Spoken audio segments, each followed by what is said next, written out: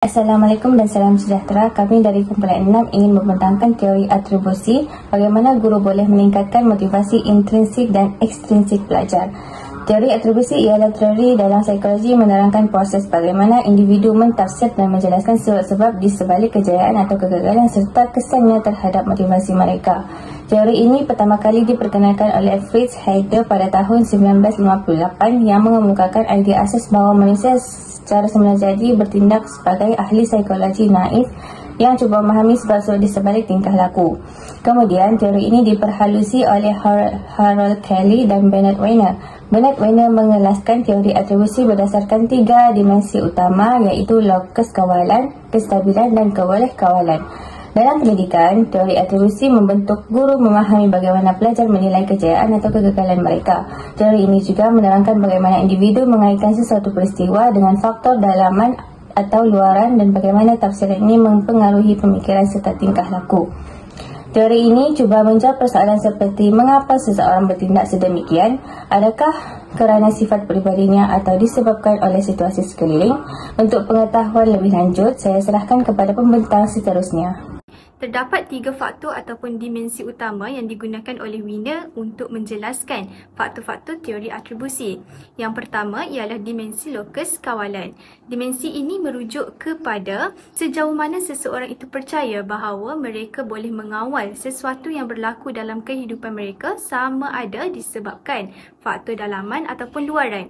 Faktor dalaman ataupun internal merujuk kepada faktor yang berkaitan dengan diri individu itu sendiri seperti usaha, kebolehan ataupun kemahiran individu tersebut. Contoh situasi, saya berjaya kerana saya rajin belajar. Seterusnya, faktor luaran ataupun eksternal merujuk kepada faktor yang tidak berkaitan dengan individu tersebut seperti nasib ataupun keadaan sekeliling. Contoh situasi, saya gagal kerana soalan terlalu susah. Seterusnya yang kedua, dimensi kestabilan iaitu merujuk kepada sejauh mana faktor yang menyebabkan sesuatu kejayaan ataupun kegagalan seseorang dianggap tetap ataupun berubah-ubah dari semasa ke semasa. Faktor yang stabil merujuk kepada faktor yang tetap ataupun tidak berubah seperti kebolehan individu. Contohnya, saya pandai sains, jadi saya akan terus berjaya. Manakala faktor yang tidak stabil merujuk kepada faktor yang tidak tetap ataupun boleh berubah dari semasa ke semasa. Dan faktor ini boleh dipengaruhi oleh keadaan yang mungkin berbeza pada setiap kejadian seperti usaha ataupun nasib. Dan contoh situasinya ialah, saya gagal kerana kurang belajar, tapi saya boleh ubah jika lebih berusaha. Akhir sekali, dimensi kebolehkawalan yang merujuk kepada sejauh manakah seseorang itu menganggap bahawa faktor kepada kejayaan ataupun kegagalan mereka adalah sesuatu perkara yang boleh dikawal ataupun tidak boleh dikawal oleh mereka. Faktor yang boleh dikawal bermaksud seseorang itu mempunyai kemampuan untuk mengawal ataupun mengubah sesuatu faktor melalui usaha ataupun tindakan mereka sendiri. Contohnya, saya berjaya kerana saya banyak mengulang kaji pelajaran. Dan faktor yang tidak boleh dikawal bermaksud faktor yang berada di luar kawalan individu ataupun tidak dapat mengawal atau mengubah faktor tersebut seperti nasib, cuaca ataupun keadaan sekeliling. Contohnya, saya gagal dalam acara lumba lari kerana cuaca yang buruk. Terima kasih kepada rakan pembentang. Saya akan menyambung pembentangan tentang kepentingan teori atribusi ini membantu guru untuk meningkatkan motivasi ekstrinsik dan motivasi intrinsik pelajar dalam proses pengajaran dan pembelajaran. Kita akan lihat satu persatu kepentingan yang disumbangkan dalam teori atribusi ini kepada guru dan juga pelajar. Baiklah, kita akan lihat kepentingan teori atribusi yang pertama iaitu guru boleh menilai tingkah laku pelajar. Tingkah laku pelajar ini merupakan sifat dalaman dan luaran individu tersebut. Sifat yang didorong oleh faktor-faktor yang boleh dikawal dan faktor-faktor yang tidak boleh dikawal. Sebagai guru yang mempunyai tanggungjawab untuk membentuk dan membimbing pelajar menjadi individu yang bersifat positif dan kendiri. Baiklah, guru yang memahami tingkah laku pelajar melalui dalaman. Contohnya, keputusan peperiksaan atau penilaian yang diperolehi pelajar sedikit sebanyak mampu mengganggu emosi dan motivasi pelajar tersebut. Maka seorang guru yang bijak dan prihatin akan menilai tingkah laku pelajar tersebut sepertinya bahasa badannya dan cara berkomunikasi yang akan berubah. Di mana pelajar tersebut akan kurang bercakap, suka bersendirian walaupun di dalam kalangan rakan-rakannya, dan juga pelajar tersebut juga menolak untuk berbincang masalah yang dihadapinya. Oleh itu, guru yang bijak atau pandai menilai tingkah laku pelajar ini akan melakukan tindakan seperti menasihati kepada pelajar bahawa gagal merupakan langkah membaiki diri. Dan baiklah, kepentingan yang kedua adalah memberi peluang kepada guru untuk meningkatkan motivasi pelajar.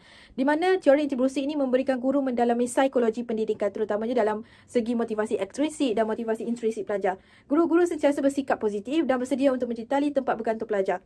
Pelajar akan mengalami ketidakseimbangan emosi, terutamanya pada peringkat remaja. Jadi, guru haruslah menasihati setiap kejayaan dan kegagalan akan memberi impak besar jika tidak dikawal secara baik oleh diri sendiri. Guru memberi motivasi kepada pelajar untuk berjaya dalam setiap ujian dan peperiksaan kerja. Guru ini merupakan individu yang pernah mengalami. Guru ini haruslah membantu untuk meningkatkan motivasi pelajar dengan mewujudkan aktiviti kelas tambahan selepas waktu kelas dan memberikan sokongan moral seperti menasihati dan memberikan kata-kata semangat kepada pelajar jika. Selain itu, kepentingan yang ketiga adalah guru menggalakkan sikap positif dalam diri pelajar. Sikap positif dipupuk bermula daripada sifat dalaman individu tersebut. Guru haruslah sentiasa memberi nasihat tentang ujian setiap manusia itu ada dihadapi oleh setiap orang kerana ia merupakan kayu ukur untuk individu tersebut mampu menghadapinya atau tidak ujian tersebut. Malahan, setiap ujian yang mempunyai halangan pasti mempunyai jalan keluar. Hanya memerlukan individu tersebut berusaha dan tidak putus asa. Kepentingan yang keempat adalah memudahkan guru untuk merancang intervensi. Apa itu intervensi? Intervensi ini merupakan tindakan atau strategi yang dibentuk untuk menangani sesuatu masalah. Pelajar yang mengalami motivasi rendah seperti tiadanya keyakinan untuk berjaya sesuatu bidang akademik. Contohnya, pelajar mengeluh keputusan matematik sentiasa gagal dan berasa tiada harapan untuk mendapatkan gelaran pelajar terbaik dalam segala mata pelajaran. Maka, guru ini haruslah mengambil tindakan seperti membuat kelas tambahan yang berfokuskan mata pelajaran tersebut, dan guru juga haruslah menjalankan aktiviti luahan tanpa batasan seperti pelajar menulis nota-nota kecil isi luahan hati mereka, lalu guru membaca dan memberi maklum balas dari segi nasihat ataupun cara menyelesaikan masalah tersebut kepada pelajar. Hal ini seterusnya, kepentingan yang kelima adalah guru haruslah membina kepercayaan diri dan ketahanan diri pelajar tersebut. Guru ini memberikan kata-kata semangat kepada pelajar kerana mereka harus mengetahui bahawa ia perlu melangkah jauh jika tidak mudah merendah diri dan berusaha dengan kekuatan diri yang ia ada sehingga mencapai impian dan juga matlamat ia untuk berjaya dalam akademik.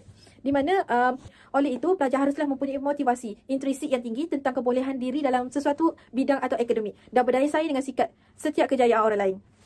Kepentingan yang terakhir bagi teori intribusi ini untuk membantu guru dalam meningkatkan motivasi pelajar dalam proses pengajaran dan pembelajaran adalah mewujudkan sekolah menyokong perkembangan jati diri pelajar. Tindakan ini meningkatkan motivasi pelajar bukan hanya memerlukan sokongan guru sahaja, juga memerlukan sokongan daripada pihak-pihak sekolah seperti cara pihak sekolah memberi sokongan melalui sumbangan peintarafan kepada pencapaian pelajar dalam akademik maupun aktiviti luar bilik darjah. Sekolah juga boleh menubuhkan kem jati diri pelajar untuk menghantar pelajar tersebut memasuki kem pada waktu cuti sekolah bagi memastikan pelajar mempelajari ilmu baharu dan membentuk pelajar itu mempunyai jati diri yang kuat dan tidak takut mencuba benda-benda baharu. Pelajar mempunyai jati diri akan berbakti kepada pelajar, kepada keluarga, sekolah, masyarakat dan negara. Pelajar ini mempunyai modal insan yang akan menjadi pemimpin negara pada suatu hari nanti. Itu sahaja daripada saya serahkan kepada rakan pembentang yang lain. Apakah itu motivasi? Motivasi merujuk kepada dorongan dalaman atau luaran yang menggerakkan individu untuk bertindak ke arah mencapai sesuatu matlamat.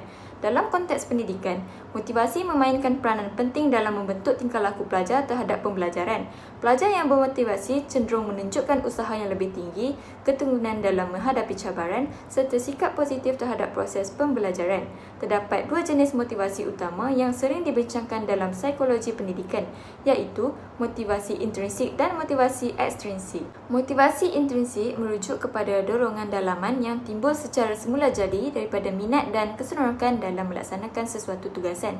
Sebagai contoh, seorang pelajar mungkin berusaha menyelesaikan tugasan matematik bukan kerana mahukan ganjaran, tetapi kerana minat mendalam terhadap subjek tersebut.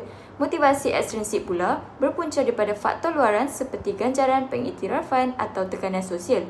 Pelajar yang didorong oleh motivasi ekstrinsik biasanya melibatkan diri dalam pembelajaran untuk memperoleh ganjaran seperti markah tinggi, pujian guru atau hadiah daripada ibu bapa. Maka adalah penting bagi guru untuk memahami bagaimana kedua-dua bentuk motivasi ini boleh diaktifkan dan disokong melalui pendekatan pengajaran yang berkesan. Assalamualaikum warahmatullahi wabarakatuh. Nama saya Nurul Anis binti Abdullah. Nombor matrik saya ialah P156630. Baiklah, pada hari ini saya ingin berkongsi tentang kepentingan motivasi. Sebagaimana yang kita tahu, motivasi dalam ilmu psikologi terdiri daripada dua jenis, iaitu yang pertama intrinsik dan yang kedua adalah ekstrinsik. Okey, apa yang dimaksudkan dengan motivasi? Motivasi ialah dorongan sama ada dalaman ataupun luaran yang menggerak individu untuk bertindak ke arah mencapai matlamat. Manakala dari segi ekstrinsik, ia melibatkan kepada ganjaran seperti pujian ataupun markah dan anugerah, dapat memberi, di mana ia dapat memberi dorongan tambahan kepada pelajar untuk berusaha dengan lebih gigih dalam pembelajaran mereka. Kepentingan intrinsik ni membantu meningkatkan keseronokan dan keinginan belajar dalam kalangan pelajar serta menjana kepuasan diri. Seterusnya, kepentingan ekstrinsik ialah mendorong tindakan segera. Baiklah, contoh yang dapat saya berikan untuk motivasi intrinsik ialah yang pertama, Ahmad belajar subjek sains setiap hari kerana dia suka bereksperimen dan ingin tahu jawapan. Untuk situasi yang kedua, Aisyah berlatih membuat karangan bahasa Melayu kerana dia seronok melihat penambahbaikan tulisannya. Contoh bagi motivasi ekstrinsik ialah yang pertama, Farhan menyiapkan kerja rumah kerana takut dimarahi guru jika tidak hantar. Dan situasi yang kedua, Nurin berusaha keras menjawab latihan kerana dijanjikan hadiah oleh ibunya sekiranya dia mendapat skor yang tinggi. Sekian sahaja daripada saya. Kita pergi ke next topik. Assalamualaikum warahmatullahi wabarakatuh dan salam sejahtera. Nama saya Fatimah binti Muhammad Nurizam, nombor matrik P156428. Hari ini saya akan membentangkan strategi guru menggunakan teori atribusi bagi meningkatkan motivasi intrinsik dan ekstrinsik pelajar. Baik, kita mulakan dengan motivasi intrinsik. Yang pertama, guru boleh menggunakan strategi refleksi diri. Contohnya, jika ada pelajar yang mendapat A dalam peperiksaan, jadi guru meminta mereka untuk berkongsi apakah usaha yang mereka lakukan sehingga mereka berjaya. Jadi dengan ini pelajar dapat sedar bahawa kejayaan itu datang daripada dalam diri mereka sendiri. Yang kedua adalah penetapan matlamat. Guru boleh menggalakkan pelajar untuk menetapkan target mereka. Sebagai contohnya, ingin mendapat A, ingin mendapat markah 100% ataupun 90%. Okay, jadi tugas guru selepas itu adalah membimbing pelajar untuk mencapai target tersebut. Yang ketiga adalah pembelajaran mengikut minat pelajar. Guru boleh mengaitkan pelajaran dengan minat pelajar. Contohnya, jika pelajar itu suka kepada bola sepak, jadi guru boleh mengaitkan subjek di dalam kelas dengan bola sepak. Sebagai contohnya, subjek matematik. Yang keempat adalah mengubah persepsi kegagalan. Guru boleh menggunakan strategi mengajar pelajar melihat kegagalan itu sebagai satu peluang untuk belajar lebih lagi dan bukannya masa untuk berputus asa. Seterusnya ialah motivasi ekstrinsik, iaitu motivasi daripada luaran.